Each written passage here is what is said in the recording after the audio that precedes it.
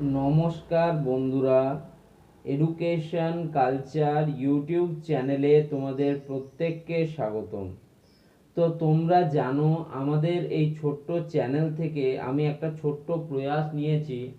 তোমরা যারা diploma second সেমিস্টারের স্টুডেন্ট রয়েছো তাদের জন্য আমি কিন্তু বিভিন্ন সাবজেক্টের সাজেশন ভিডিও আনছি। অলরেডি অন্যান্য সাবজেক্টের সাজেশান ভিডিও কিন্তু এখানে আপলোড হয়ে গেছে।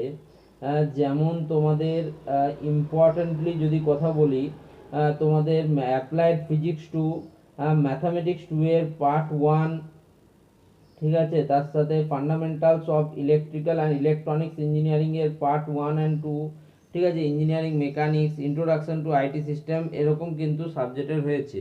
আজকে আমি তোমাদের সাথে আলোচনা করব ম্যাথামেটিক্স 2 সাবজেক্টটির কিছু ইম্পর্টেন্ট ইন্টিগ্রেশন নিয়ে।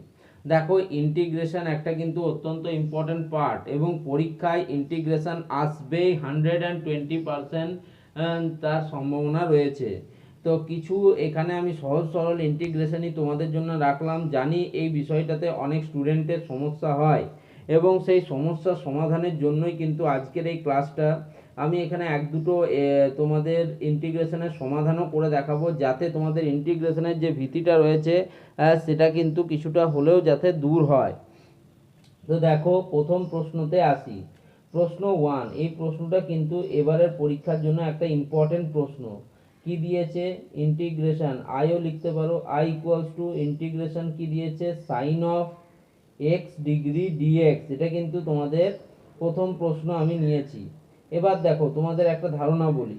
দেখো, আমরা কি জানি? আমরা জানি 180 ডিগ্রি মানে হচ্ছে পাই, ঠিক আছে, 180 degree equals to pi radian. তো 180 ডিগ্রি মানে আমরা পাই জানি, তার মানে 1 ডিগ্রি যদি আমাদের বোঝাতে হয় তাহলে পাই বাই 180 আমরা বলতে পারি। পাই বাই 180 ডিগ্রি আমরা এটা বলতেই পারি, কোনো অসুবিধা নেই এতে, ঠিক আছে। একইভাবে আমরা যদি এক্স ডিগ্রি বলি তাহলে এক্স ডিগ্রি সমান সমান পাই এক্স বাই 180, আমরা এটা বলতেই পারি, কোনো অসুবিধা নেই এতে। আছে 180 ডিগ্রি মানে পাই, 1 ডিগ্রি মানে পাই বাই 180, এক্স ডিগ্রি মানে পাই এক্স বাই 180। এখন তোমরা এখানে দেখতেই পাচ্ছ সাইন এক্স ডিগ্রি ডিএক্স এর আমাদের ইন্টিগ্রেশন করতে বলা হয়েছে। তো দেখো, আমরা এটাকে সাইন এক্স ডিগ্রিটাকে এরকম লিখতে পারি, অবশ্যই লিখতে পারি। কি লিখতে পারি? সাইন এক্স এর জায়গায়, এক্স ডিগ্রির জায়গায় আমরা লিখতে পারি পাই এক্স বাই 180। তার মানে এখানে লিখে দিলাম পাই এক্স বাই 180, ঠিক আছে, ইন্টু ডিএক্স। এটা আমরা লিখতে পারি, কোনো অসুবিধা নেই। এবার দেখো, যদি আমরা সূত্র আকারে বলি তাহলে এটা কিন্তু ইন্টিগ্রেশনের সূত্র আছে। দেখো, ইন্টিগ্রেশনের কিছু সূত্র তোমাদেরকে মুখস্থ করতেই হবে ভাই, এর বাইরে কিন্তু কোনো উপায় নেই। তাহলে সাইন এম এক্স ডিএক্স যদি এরকম টার্মে থাকে, integration of sine m x dx, তাহলে এর ইন্টিগ্রেশন হয় minus cos m x by m, ঠিক আছে, cos mx by m plus c. এটা কিন্তু হচ্ছে এর ইন্টিগ্রেশন, যেখানে সি হচ্ছে ইনডেফিনাইট ইন্টিগ্রেশনের ক্ষেত্রে কিন্তু সি একটা অনির্দিষ্ট ধ্রুবক, সেটাকে কিন্তু আমাদের রাখতে হয়। তো দেখো, তাহলে সাইন mx dx হলো হয়ে যায় minus cos mx by m plus C. তাহলে এইখানটাকেও ধরো সাইন mx, m মানে হচ্ছে pi by 180 into x into dx. তাহলে এটা যদি আমরা করি তাহলে কি হতে হবে? Minus cos mx, cos mx কি আছে আমাদের? Pi x by 180, cos mx by m, m আমাদের কোন টার্মটা? m হচ্ছে আমাদের পাই বাই 180টা, একদম বুঝতে পারলে, প্লাস সি। তাহলে এটাকে যদি সিম্পলিফাই করি তাহলে 180টা উপরে চলে যাবে, তাহলে minus 180 by pi into cos pi x by 180 plus c. এটা কিন্তু হয়ে যাবে আনসার। আশা করি প্রত্যেকেই বুঝতে পারলে। এ দেখো, সাইন এম এক্স ডিএক্স এটার ইন্টিগ্রেশন সমান সমান এটাকে এখানে ইন্টিগ্রেশন করে দিয়ে sine m pi by 180 into x into dx. এই ভাগটাই হয়তো তোমরা বুঝতে পারছিলে না, তো এবার কিন্তু আশা করি বুঝতে পেরেছো। এটা কিন্তু একটা অত্যন্ত ইম্পর্টেন্ট প্রশ্ন। নেক্সট, কোশ্চেন নাম্বার 2 কি দিয়েছে? কোশ্চেন নাম্বার 2 এ দিয়েছে আই, ইন্টিগ্রেশন লিখলাম I equals to integration of sine square x dx. একদম সহজ। তোমাদের মনে হতে পারে এই প্রশ্নগুলো কিন্তু খুব সহজ লাগছে, কিন্তু এই প্রশ্নগুলো পরীক্ষায় আসলে স্টুডেন্টরা এটাতেই ভুল করে। দেখো, আমরা 2 দিয়ে গুণ করব, কি করব, যখন 2 দিয়ে গুণ করব তো 2 দিয়ে ভাগ করে আমাকে লিমিট করতে হবে, অতএব 2 sin স্কোয়ার এক্স ডিএক্স।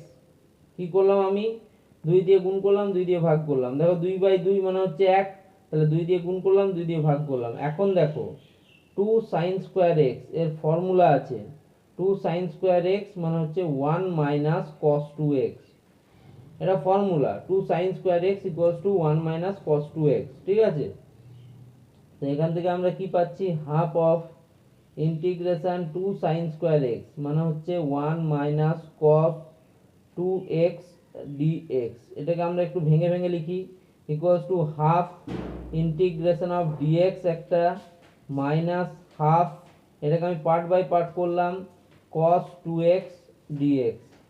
তো দেখো ইন্টিগ্রেশন অফ হাফ এ ডিএক্স এর ইন্টিগ্রেশন এক্স, তাহলে এক্স বাই টু এটা হয়ে যাবে এক্স বাই টু মাইনাস, ঠিক আছে, half into cos m x dx, integration of cos m x এর হয়ে যায় sine x, sine m x মানে sine two x by M মানে টু, ঠিক আছে।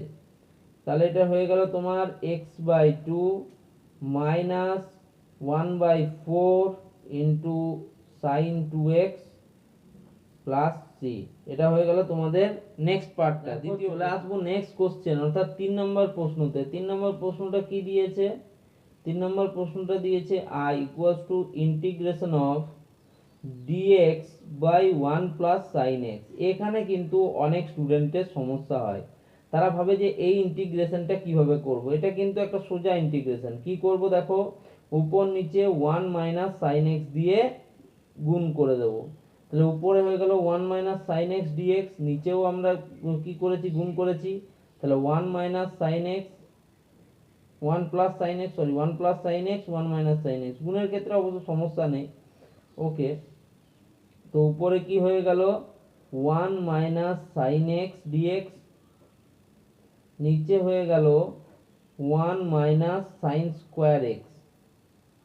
দেখো এবার আমরা কি জানি, আমরা জানি দেখো sine square theta plus cos square theta equals to 1, অতএব cos square theta equals to 1 minus sine square theta.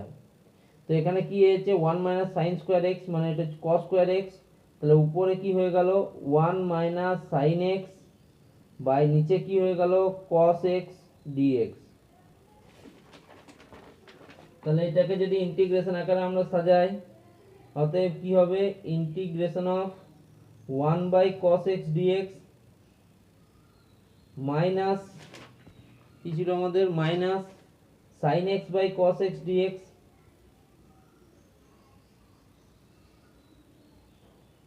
Sorry এখানে আমাদের একটু ভুল হয়েছে, ভুলটা কি হয়েছে 1 মাইনাস সাইন স্কোয়ার এক্স মানে cos স্কোয়ার এক্স, ঠিক আছে, সরি এটা cos স্কোয়ার এক্স হবে, তাহলে 1 by cos square x dx আর sin x by cos square x. এবার দেখো এটা আমাদের কি এলো 1 বাই cos স্কোয়ার এক্স মানে এটা হয়ে গেল তোমার sec square x, sec square x dx minus এটা হয়ে গেল, দেখো এটাকে আমরা লিখতে পারি sin x by cos x মানে হয়ে যাবে tan x, আর 1 বাই cos x মানে sec x dx। এটার কিন্তু ফর্মুলা আছে, তোমরা ফর্মুলা বসিয়ে দেবে, sec স্কোয়ার x এর হচ্ছে tan x ইন্টিগ্রেশন হয় minus sec x tan x এর ইন্টিগ্রেশন হয় তোমার শুধু sec x, ঠিক আছে, sec x প্লাস c, এটা হয়ে গেল তোমার অ্যান্সার। এবার আশা করব তোমরা কিন্তু এই বাকি দুটো প্রশ্ন তোমরা নিজের থেকে করবে। যদি কোনো সমস্যা হয় প্রশ্ন দুটোতে আমাকে অবশ্যই ভিডিওর নিচে কমেন্ট করে জানাবে, এই প্রশ্নগুলো কিন্তু পরীক্ষার জন্য খুব ইম্পর্ট্যান্ট। ধন্যবাদ।